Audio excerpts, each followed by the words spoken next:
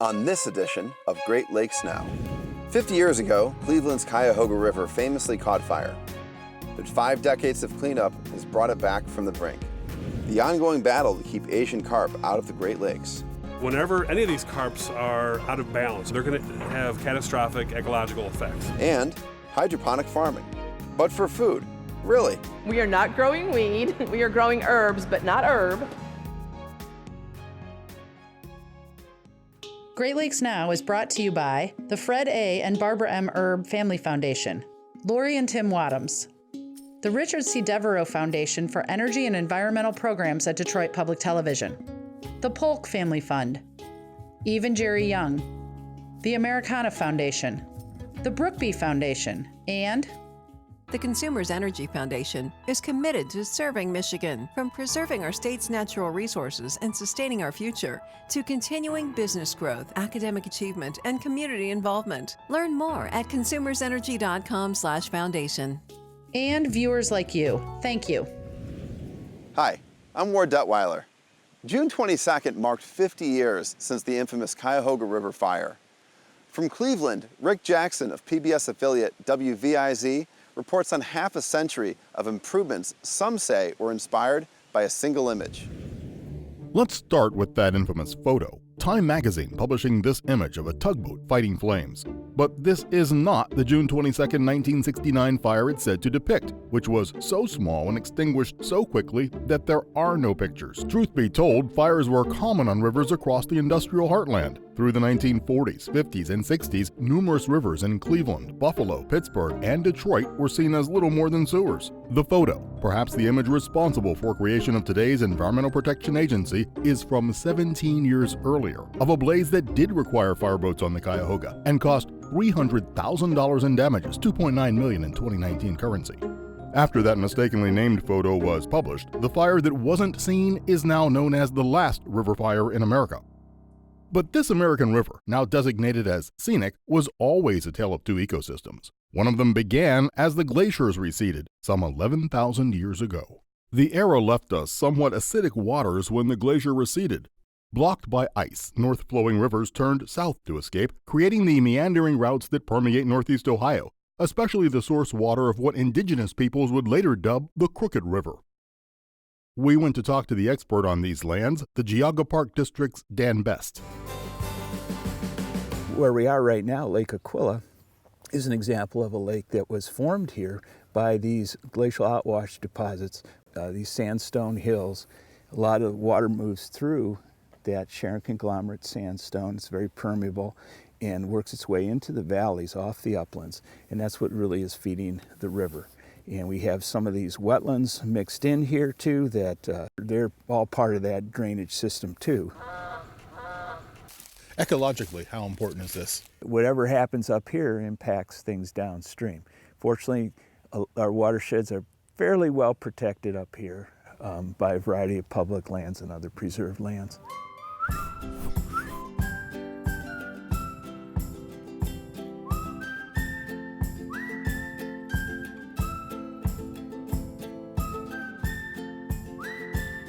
Keep coming, keep coming. They're coming right to us. Here we are, we just show up and they just turned up here. People wait years for this opportunity. Oh, yeah, he went down.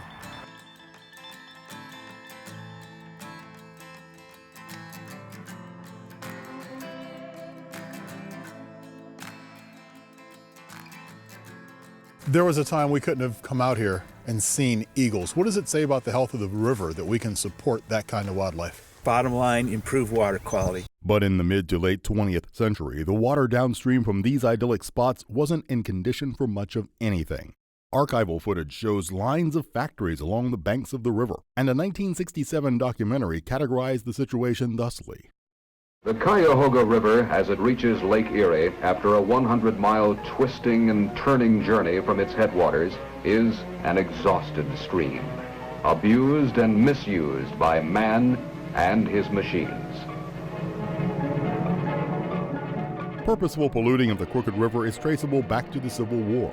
By the early 20th century, there were upwards of 20 oil refineries in Greater Cleveland. But with little regard for the outcome, a common practice for refiners was to just eject unusable portions of refined crude oil straight into the water outside the plants, which they increasingly used as a growing industrial dumping ground. Reports of the time indicate hundreds of thousands of barrels of thick crude floating down creeks to the river. Combined, it left the water and banks along the narrow channel saturated with gasoline. Not only refineries, but steelmakers, chemical firms, paint companies, and shippers were all dumping waste. Sludge could literally be scooped from the waterway by hand. In 1967, Carl Stokes was elected the first black mayor of a major American city and inherited a river pollution problem at its height. But Cleveland had many other issues to deal with, and ecology wasn't high on the docket. Yet Mayor Stokes, not previously recognized as an ecologist, fought hard to protect and rejuvenate the water. We have the kind of air and water pollution problems in these cities that are every bit as dangerous to the health and safety of our citizens as any intercontinental ballistic missiles. Today, efforts to clean the Cuyahoga start upstream, long before the industrially used portion of the river. Just before it enters the Cuyahoga Valley National Park, north of Akron, Ohio, is this water reclamation plant where sewage and residue from 300,000 plus customers and the overflow from overtaxed storm drains combines. Were it not for the cleansing here, all that waste would flow unchecked into the river. Tom Sanderson oversees the 75 acres facility. This is the flow for our entire collection system comes in here. Believe it or not, the water that we put into the river is usually cleaner than the river water. You feel like people take you for granted? I don't know if people take us for granted, but I think a lot of people just don't know what it is that we do and what it takes. What it takes to treat what you flush down the toilet or put down your shower or comes out of your washing machine. But the larger issue was never about toilets. Following coverage of the Cuyahoga River fire, signing of the Clean Water Act was expedited. The Federal Environmental Protection Agency was created just after the first Earth Day in 1970 at the behest of President Richard Nixon. Then, in 1972, the Great Lakes Water Quality Agreement committed the United States and Canada to restoring and protecting the Great Lakes. The battle to clean water was underway. 47 years of effort later, the river is a living and life-sustaining element of city life. The Ohio Environmental Protection Agency continually monitors municipal and industrial discharges, urban runoff, and unintended organic enrichment, protecting aquatic life. Since the fire, the Northeast Ohio Regional Sewer District has invested roughly $3.5 billion toward purification and development of new sewer systems. Recreation from paddleboarding to rowing, Cleveland now ranking among the top 10 American rowing hubs, to family boating is commonplace. Many species of fish are found in the river, and an increasing number of immigrants arriving from Burma catch and eat them regularly, as they did in their home country. The U.S. EPA last year reduced its restrictions on consuming Cuyahoga River caught fish. Now, more than a dozen breweries in Akron and Cleveland use water sourced from the river to create craft beers. Jesse Doler is the head brewer at R. Shea Brewing, which takes pride in using the Cuyahoga's water. When you think about the Cuyahoga, the quality of the water, what does it do to or for the beer that makes it special here that we wouldn't get in Toledo or Cincinnati? The water that we get at the Merriman Valley location is fantastic for maltier beers. We don't really have to do anything to the water chemistry at all because it already sits very well for the maltier styles of beer. Other locations, they have to play with the water chemistry, adding more minerals or salts to balance out of what you want to create, but we're very lucky here. We don't have to add much to it to make a good beer. So as people hoist a glass to honor the Cuyahoga, the annual festivities surrounding the anniversary of an infamous fire attended by an estimated 7,000 people in recent years remind many of the efforts and the accomplishments of saving a natural resource, which still spurs civic and environmental improvement. In Cleveland, I'm Rick Jackson. We have more on the Cuyahoga River cleanup at greatlakesnow.org. You probably know that Asian carp are a threat to the Great Lakes. But there's more to the story than those jumping fish in Illinois. For the latest, we take you to northern Ohio. The Ohio DNR is going out on a fishing trip on the Sandusky River in Fremont, Ohio, about 25 miles southeast of Toledo. They're training to fish for Asian carp. Yes, they're looking for Asian carp 30 miles from Lake Erie. Chances are, when you think of Asian carp, you picture this. Fish leaping out of rivers as motorboats pass by. But only one species of Asian carp jumps like that, and there are 4 species that threaten the Great Lakes. grass carp, silver carp, bighead carp, and black carp. Great Lakes Now contributor Andrew Reeves is also the author of Overrun: Dispatches from the Asian Carp Crisis. He explains how the grass carp was originally brought to Arkansas to help fish farmers with the problem of aquatic weeds. Grass carp, true to their word, proved to be really good at cleaning aquatic weeds, but the problem that we encountered really was we know that they managed to escape in a number of different ways. Like grass carp, silver and bighead carp were brought in to clean up waterways. It was later on with the introduction of silver and bighead carp that eat like phyto and zooplankton, filter feeders that sort of swim through the water column. They're the ones that we tried to find a use for in catfish ponds, cleaning algae, and then later cleaning sewage lagoons. Finally, there are black carp, which have molar-like teeth in their throats for crushing mollusk shells. Black carp eat native freshwater mussels and clams especially. The big black carp will actually just swallow them shells and all and let their stomach acid basically take what they need. Black carp have been found in low numbers in several states, especially along the Mississippi River. They could become a bigger threat in the future. All 4 of these fish species can grow large, up to 100 pounds, and they can eat anywhere from 20 to 120% of their body weight a day. If they get into the Great Lakes, they could devastate the native fish population. We've got fish like lake trout and walleye and yellow perch that form the backbone of a $7 billion sport fishery. These fish are the kind that can get pushed out. Right now, we're fighting the Asian carp on 2 main fronts, one in Ohio and one in Illinois. Remember those jumping carp?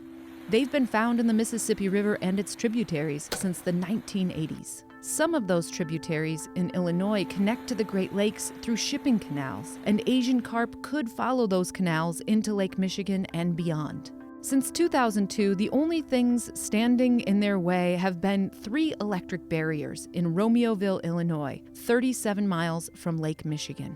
They're operated by the U.S. Army Corps of Engineers. It would be very difficult for any fish to swim directly through the electrical fields when they are on and operating. Chuck Shea is a project manager for the U.S. Army Corps of Engineers. As the fish comes into the electrical field, it gets a stronger and stronger electrical shock, and most fish will turn around. We do know that those barriers have done a pretty effective job at keeping them contained, but we also know that they're not perfect. I don't know that we can say anything in life is absolutely 100% effective. In fact, 2 Asian carp have been found on the other side of the barriers. A bighead carp was caught in Lake Calumet in 2010, and in 2017, a silver carp was caught in Little Calumet River, just 9 miles from Lake Michigan. The Corps has proposed an additional barrier system 10 miles away at the Brandon Road Lock and Dam, near the front lines of the carp population. It would cost over $750 million. Former Illinois Governor Bruce Rauner balked at both the cost to taxpayers and the impact on shipping. But current Governor J.B. Pritzker approved engineering and design work in April, although he's concerned about costs too. The Corps of Engineers estimates the project would take until 2028 to complete.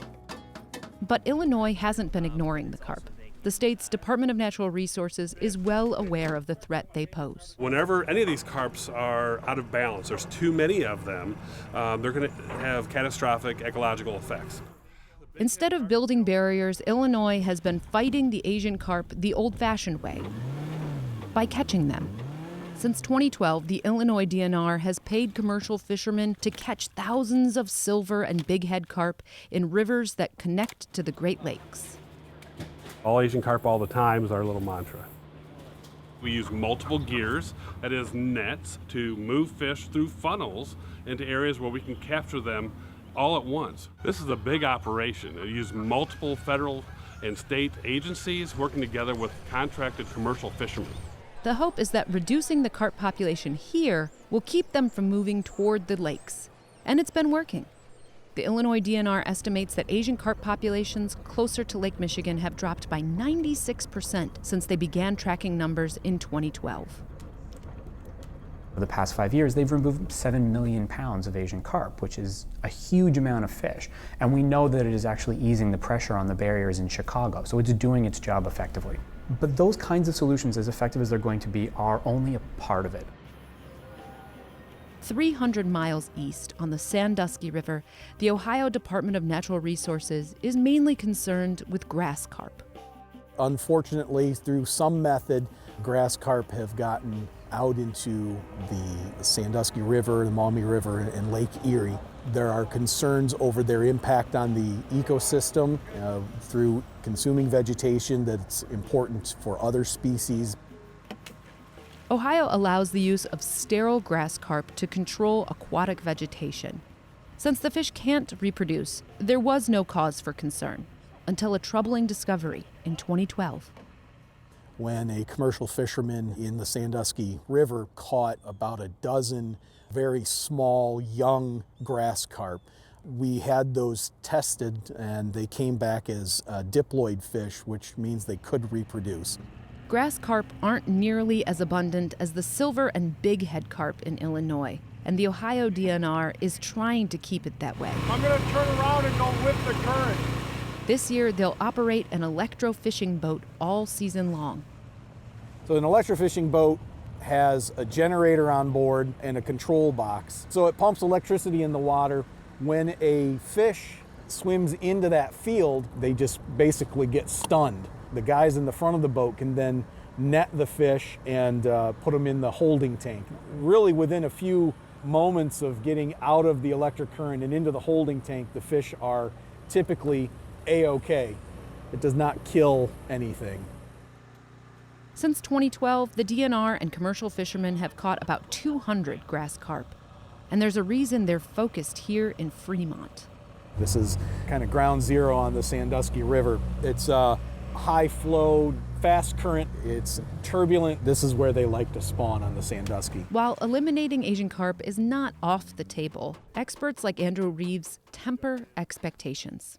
I think is a reasonable thing that we can hope for Asian carp, that they will become a part of the ecosystem rather than what we've seen in the Illinois or the Mississippi where they are 70, 80, 90% of the biomass. It's not something that's just going to go away. Of the fish that we've collected since 2012, about 75% have been diploid or capable of reproducing. So that's concerning to us, which is why we're ramping up efforts for grass carp removal and control. Meanwhile, concern for the Great Lakes grows.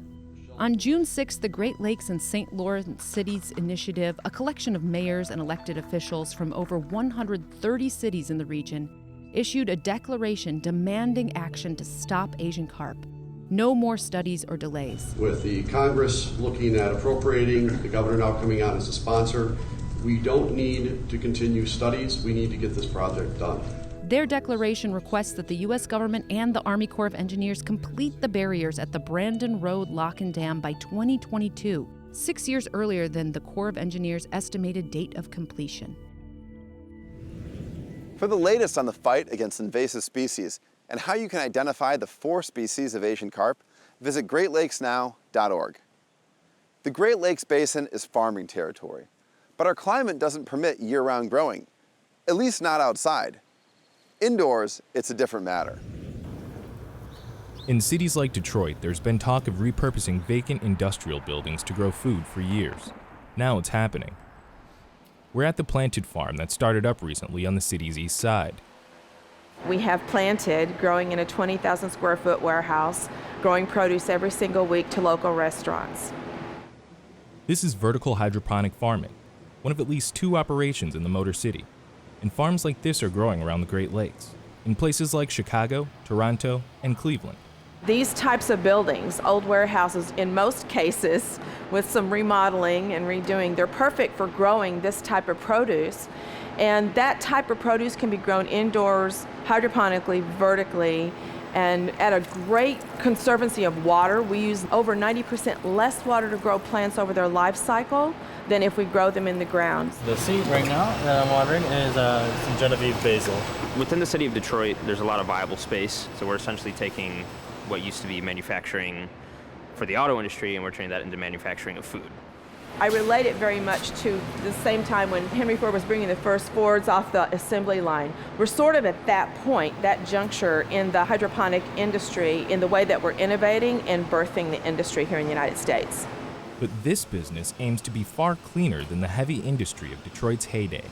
When I came into this farm and saw how we were growing and how there's really only nutrients added to the water, no pesticide, no herbicide, that I understood that it is actually quite sustainable and is a good additive to the food system to supplement those other local growers that are growing that natural way in soil. Vertical farms come with another environmental advantage. The water stays in a closed system, meaning no nitrate runoffs into rivers and lakes. That's the Oregon peas, dwarf gray peas, and then the black oil sunflower seeds. Of course, growing indoors means no sunlight, but here, Planted has gotten a boost from the cannabis industry. Starting my business pitch talking about hydroponic systems, I would have to qualify it and say that we are not growing weed, we are growing herbs, but not herb. We're growing vegetables and produce. And I know that from our standpoint, our lighting company was able to really grow its business from the cannabis industry, but that came back to help us launch our business growing produce because they had the money to develop these amazing lights that we now use to grow food to nourish the world. So how about that? The glow of these lights doesn't look like sunlight, but from the plant's perspective, it's actually better. The people that have developed these lights have figured out plants grow more effectively under specific wavelengths of light. So it's actually a combination of red and blue wavelengths that they grow under. So that actually gets us a pretty consistent reduction in growth time compared to full spectrum light out in the field. Powering these lights and heating and cooling the building mean high electric bills traditional farms don't have. Still, they're reducing their carbon footprint by delivering their products locally, unlike many traditional growers that ship from distant states or even other continents. We are selling herbs, baby greens, and microgreens to our local chefs that are interested in bringing some really flavorful, interesting products to the plate. Brew whole pea shoots ×4. This is green shiso. It's a small microgreen. We also grow these leaves to full size. It's kind of a cross the flavor between something like basil, and it also has a very floral flavor. It's really fragrant, and it's used in a lot of mixed drinks, and also as a garnish. Specialty crops like shiso can command good prices. That's part of Planted's business plan. Grow products like this year-round and avoid competing with other local farmers. A lot of chefs just saying, hey, we're looking for this type of product, this category. We can't get it from other local growers, or we can in the summer, but then in the winter we have a gap in local supply. And then bringing that information back to the farm so that we could start to grow exactly the produce that those chefs want to buy. So this is going to Maru downtown. And then we also sell this in an herb size, so the full size leaf. So same plant, we just let it grow a little bit longer. Right. And now we just hope we don't get a big gust of wind. The Planted crew delivers an order of microgreens to Maru, a sushi restaurant in downtown Detroit. Come on through. We got Thank you. A whole bunch of baby greens coming in. We do. Microgreens are not a salad. They're not something you just put on the plate to make it look nice. No, you use a microgreen to actually enhance the flavor of something. For us here at the sushi bar, we want our salmon to taste, hey, if you want to give a minty taste to my salmon, let me add a shiso, a little micro shiso. It'll pop, it'll make it pop. If you want something more on the spicier side, we will add a radish sprout. You know what I'm saying? So that would change the flavor of the salmon. Beyond the chefs and their restaurants, Planted gets their produce directly to the public at Detroit's Eastern Market. We started selling at Eastern Market. We're going to be about 50-50 in terms of sales, which is very exciting to see a lot of traction for these, what I always say, weird things that we're growing here. They're not the typical iceberg lettuces of the world. We're growing really interesting varietals, and Michiganders that are coming to the market are so stoked to have that in their refrigerator. We love Eastern Market. We had the opportunity to start selling here in the winter months when they actually need more vendors like us to provide fresh greens in a time when most gardeners aren't growing them. We do a lot of explaining about hydroponic growing, how we grow produce. Some people come with the knowledge that we're here in the city and they just want to taste our produce and talk farming with us, which we love to do. Other people come and taste the products and ask us how we're growing it because the products do have a very distinctive taste and look, a real consistent color. For vertical farmers, the margins are still tight. Some vertical operations have come and gone in cities like Chicago, Milwaukee, and St. Paul. But recently, investors including Amazon's Jeff Bezos have injected tens of millions of new dollars into the industry, funding growers on the East and West coasts. So right now, this market is looking up.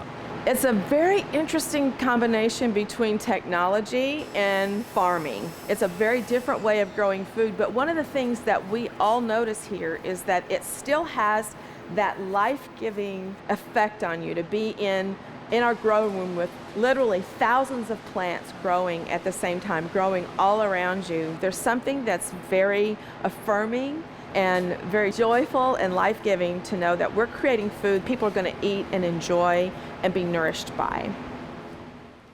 That's our show. Thanks for watching. For more on these stories and the Great Lakes in general, visit greatlakesnow.org. When you get there, you can follow us on social media or subscribe to our newsletter to get updates about our work. See you out on the lakes.